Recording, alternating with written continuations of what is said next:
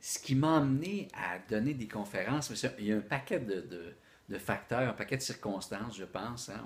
On ne décide pas du jour au lendemain de dire ah, je m'en vais sur scène, je m'en vais devant une entreprise de 50, 100, 200 employés, comme ça, du jour au lendemain. Je pense que c'est une longue histoire. À savoir que le plaisir de parler devant les gens, de prendre la parole en public, je pense que ça vient de très très loin. À l'époque où j'avais une dizaine d'années, ouais, donc il y a déjà une quarantaine d'années de ça. Alors que j'avais une dizaine d'années, j'étais dans un club, ça s'appelait, mon Dieu, Le Petit Club, je pense. Le Petit Club.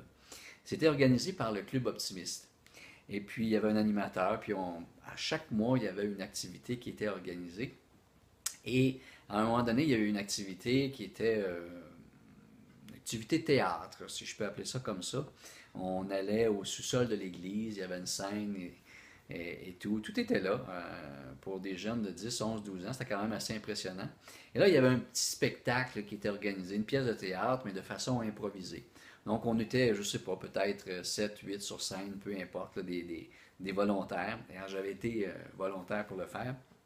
Et puis, à ce moment-là, suite à l'improvisation, il y avait un vote du public là, qui était pris pour savoir quelle avait été la meilleure performance. Et j'avais gagné le fameux prix. Alors, je pense que ça a quand même bâti mon estime de moi-même et le plaisir de parler en public. Probablement que c'est là que ça a commencé.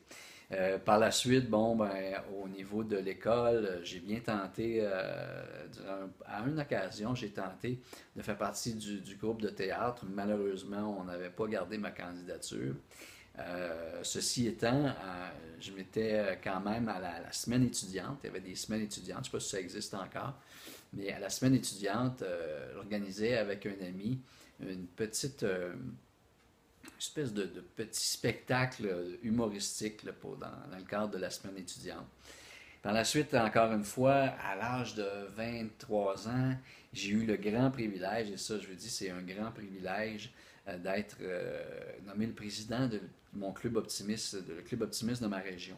Alors ça m'a donné une expérience incroyable, le fait de parler devant les gens. Et à ce moment-là, il faut mettre dans le contexte, j'ai 23 ans, je suis avec des gens d'affaires pour la plupart, qui sont tous plus âgés que moi. Alors ça m'a donné une expérience incroyable. D'ailleurs, merci au Club Optimiste. Et je dis à tous ceux et celles qui, qui ont le goût là, de s'impliquer, ben, les clubs optimistes, c'est vraiment une belle expérience, au même au-delà du fait de parler en public. Ceci étant, alors j'ai toujours eu le plaisir de parler en public, du plaisir à parler en public.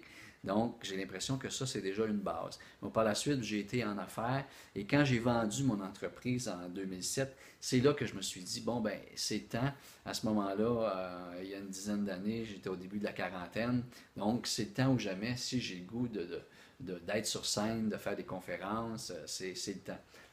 C'est-à-dire que je voyais là le privilège de livrer un message, je pense que j'avais un message à livrer, et de retrouver le plaisir que j'avais autrefois de parler en public.